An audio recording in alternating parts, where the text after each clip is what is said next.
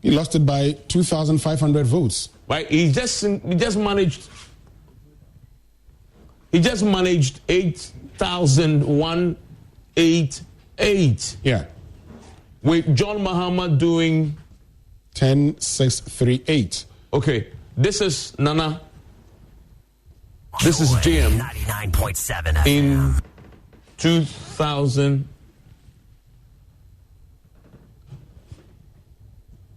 The gain is astronomical. I am surprised, Evans, because you're looking at, first of all, Nana, he gains over 9,000 more votes because the margin now is over 7,000 votes between him and John Mahama. How is that even possible? I mean, the jump.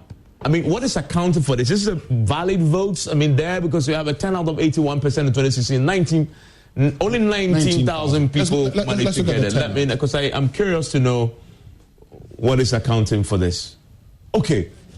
Yes. Okay. There's an from 19,000 to 27,000. Which means that Akufo-Addo was taking a lion's share of that. Like he was raking in almost all the new voters that are coming on board. John Mahama sees his votes reducing in this constituency. It's true.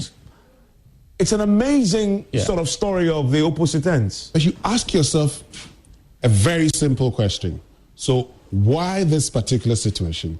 If you go to 2012, and I say this, so in 2012, Abdul Rauf Tanko, who was then Member of Parliament, lost that constituency. And just check the trends, because the trends will show you something in 2012. In 2012, the NPP won both. That's it. Yeah. Now, in that year, Abdul Rauf Tanko loses, and he's made Hajj Committee chairman. He comes back in 2016, beats the current National Service Scheme Executive Director, who unseated him in 2012. And one would think that, having done that, he will be able to continue. Sadly, he doesn't win. So, could it be a case of vote buying? I am not sure. The margins are just huge. How do you explain this?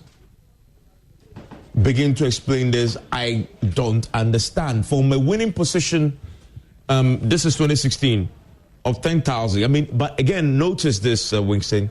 JM's margin of win in 2016 wasn't huge. Yeah, it wasn't huge. It wasn't huge. 8,000. Yeah. In fact, it's just a little, but 1,000 votes. Exactly. But the point is, but to drop.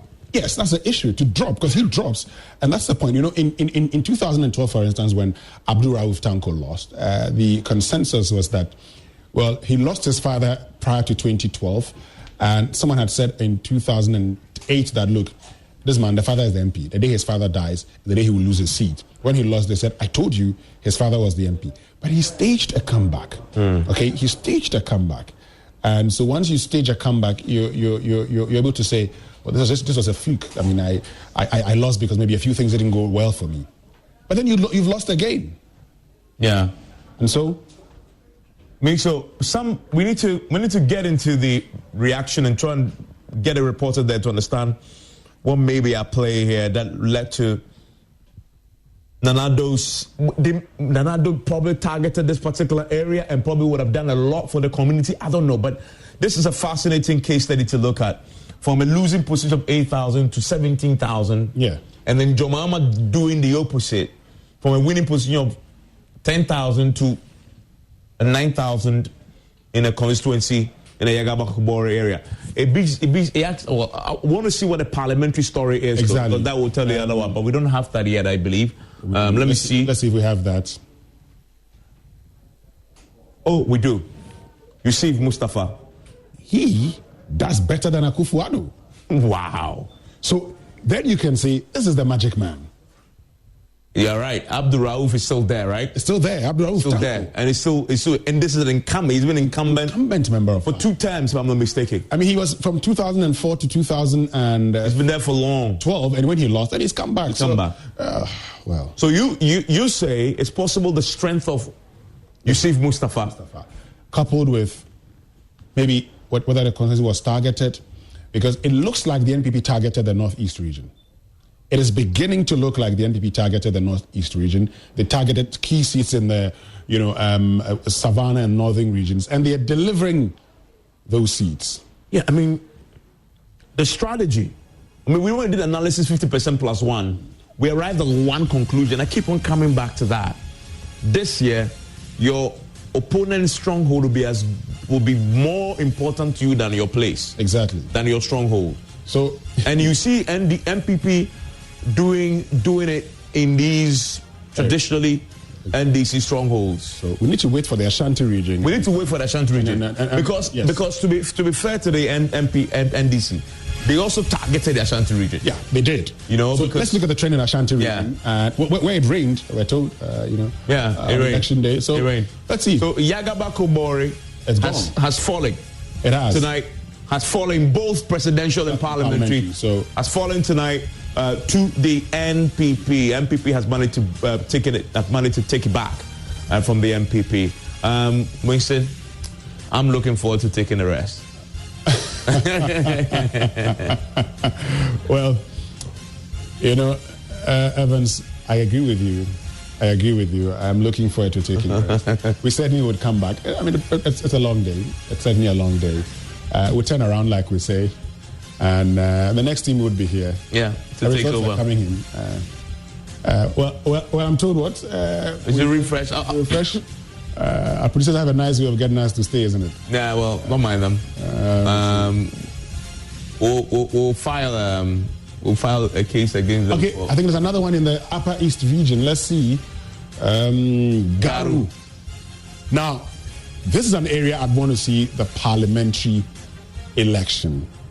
And it's for a reason. Because when we went there, Osman Musa, the NPP's candidate, looked like a formidable person.